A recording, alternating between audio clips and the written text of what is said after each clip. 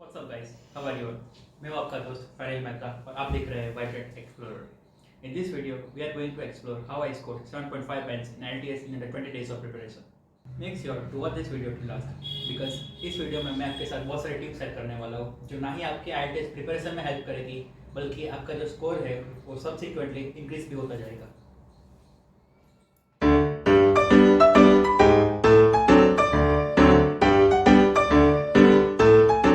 जैसा कि आपने टाइटल में देखा था कि मैंने कैसा IELTS की प्रिपरेशन बिना किसी क्लासेस के की थी। हालांकि मेरे साथ मेरे दोस्त थे जिसमें से 80% लोगों ने क्लासेस के साथ प्रिपरेशन की थी और गिना चुना मेरे जैसे ही लोग थे कुछ जिन्होंने क्लासेस के बिना प्रिपरेशन की थी।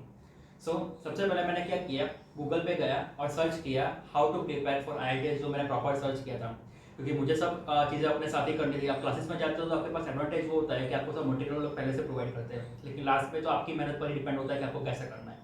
सबसे पहले मैं गूगल पे गया था और ये जो मैंने सर्च किया उसमें से बहुत सारे लिंक्स आए। तो सर्च करते करते करते करते 2-3 घंटे बाद मुझे कैम्ब्रिज की बुक के बारे में पता चला और उसकी मुझे 15 PDF मिली थी जिसकी लिंक आपको मैंने डिस्क्रिप्शन में दे दी है। सारी की सारी फ्री है, तो वो डाउनलोड कर दीजिएगा। तो उसमें से मैंने क्या किया कि हर कैम्ब्रिज की बुक में 4 टेस्ट दिए होते हैं जो कि रियल टाइम टेस्ट जैसे होते हैं, मतलब कि आप जो IELTS में टेस्ट देते हो वैसे ही आपके होते हैं। तो उससे आपको आइडिया आ जाता है कि कैसे प्रिपेयर करना है, क्या करना है। और सभी में लिसनिंग के लिए ऑडियो बुक भी नीचे उस कैम्ब्रिज की बुक में दी होती है। तो मैंने सबसे पहले कैम्ब्रिज बुक्स 15 डाउनलोड की और उसके टेस्ट देना स्टार्ट किया। 15 इसलिए डाउनलोड की क्योंकि जो 15 है वो लेटेस्ट है, फिर 14 है उससे 1 साल पहले किए, 13 है उसके और 1 साल पहले किए। ऐसे करते करते सब्सिक्वेंट ऑर्डर में वो लोग जाते हैं। तो मैंने 15 बुक से स्टार्ट किया था और मुझे याद है मैंने जब पहला लिसनिंग और रीडिंग टेस्ट साथ में दिया था तो उसमें लिसनिंग में मेरे समथिंग अराउंड 18 आए थे और रीडिंग में मेरे 20 अराउंड आए थे समथिंग। तो ऐसे ही करते करते मैं रोज टेस्ट देना स्टार्ट कर दिया उसमें से। तो ऑलमोस्ट मैंने 7 कैम्ब्रिज की बुक्स खत्म कर ली थी, उसमें से मैं सिर्फ रीडिंग और लिसनिंग ही देता था।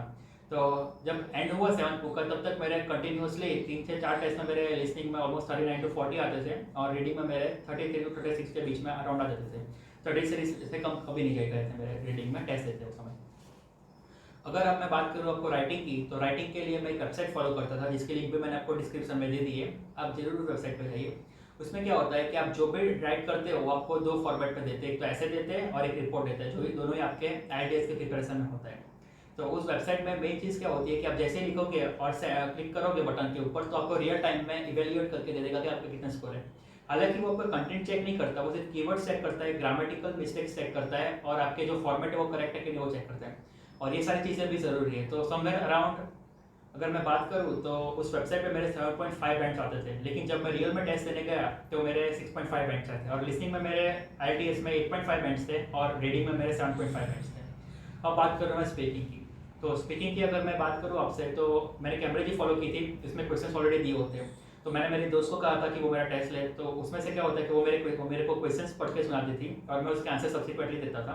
तो इससे क्या होता था कि जो मेरी मिस्टेक्स होती थी मैं रिकॉर्डिंग के साथ नहीं करता था। तो जब टेस्ट खत्म हो जाता था तो मैं अपनी रिकॉर्डिंग सुनता था और अपनी रिकॉर्डिंग से ही मुझे मतलब अंदाजा आने लगता था कि ओके मैंने यहाँ पे थोड़ा फंबल किया है, यहाँ पे मैंने ये मिस्टेक की है, यहाँ पे ये वर्ड मैंने बार बार यूज़ किया है और ये सब चीज़ है वो मुझे पता चल गया। तो उससे मैंने इंप्रूव किया। अगर मैं स्पीकिंग की बात करूँ तो मैंने टोटल 8 स्पीकिंग टेस्ट दिए थे कैम्ब्रिज में से, 15 के 4 और 14 बुक के 4, और इसी के साथ मैं IELTS देने गया था स्पीकिंग की। और स्पीकिंग में मेरे आए थे ऑलमोस्ट नहीं, मेरे 6.5 बैंड्स ही आए थे स्पीकिंग में। तो ये थी मैंने कैसे प्रिपेयर किया था वो। और सारी और एक आपको एक और चीज़ बता दूँ कि सारे लोग जो मैंने देखे मेरे फ्रेंड वो यूट्यूब से प्रिपेयर करते हैं, गूगल से सब प्रिपेयर करते हैं, वो चीज़ एकदम अच्छी है। आपके पास टाइम हो तो आप सब एक्सप्लोर कर सकते हो, मैं मना नहीं कर रहा कि वो चीज़ गलत है, लेकिन मैं हाईली रिकमेंड करूँगा कि नीचे जो कैम्ब्रिज की बुक्स है आप सबसे पहले उसको ट्राई करें। अगर आपने 3-4 बुक ट्राई की और फिर भी आपका डिजायर्ड स्कोर नहीं आ रहा है तो ठीक है, आप दूसरी जगह ऑप्शन देख सकते थे। लेकिन मेरे केस में जब मैंने कैम्ब्रिज ट्राई किया तो ऑलमोस्ट 6-7 टेस्ट के बाद मेरा स्कोर आने लगा था, मतलब इंक्रीज मेरे को दिख रहा था मेरे स्कोर में, और लास्ट में आते आते समय तो ऑलमोस्ट मैंने आपको बताया कि मेरा कितना स्कोर हो रहा था। तो चलिए अब बात करते हैं टिप्स की। अगर मैं पहले टिप की बात करूँ तो वो है कि आप सबसे पहले एग्जाम डेट बुक करिए, क्योंकि जैसे ही आप एग्जाम डेट बुक करोगे तो आपके माइंड में टिक टिक टिक टिक चलता रहेगा, जिससे आपको याद आता रहेगा कि नहीं एग्जाम नज़दीक आ रही है, मुझे और मेहनत करनी है। जैसे ही मैंने एग्जाम डेट ली थी तो उसी टाइम से मैं दिन में 5 से 6 घंटे तक आराम से मैं एग्जाम दे सकता था विदाउट एनी हेजिटेशन। सो ये सबसे अच्छी टिप है, आप फॉलो करिए। मुझे पता है कि लगता है कि हाँ एग्जाम डेट क्या होता है, लेकिन एक्चुअली मेंटली प्रेशर होता है कि किसी को भी 14,000 रुपये लॉस करना है, किसी को अच्छा नहीं लगता। अगर मैं आपको दूसरी टिप की बात करूँ तो अगर आपके पास ज़्यादा टाइम है तो आप मॉड्यूल को डिवाइड करके कॉन्कर कीजिए। आपने सबने सुना होगा डिवाइड एंड रूल। इसी तरह आपको आइडियाज़ को डिवाइड करना है फिर रूल करना है।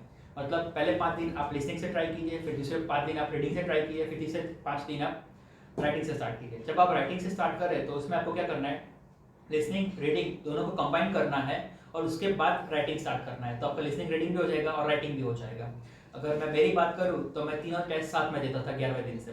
पहले लिसनिंग का टेस्ट देता था विदाउट एनी ब्रेक, रीडिंग देता था, फिर विदाउट एनी ब्रेक जो मैंने वेबसाइट लिख दी नीचे उससे मैं राइटिंग का टेस्ट भी देता था।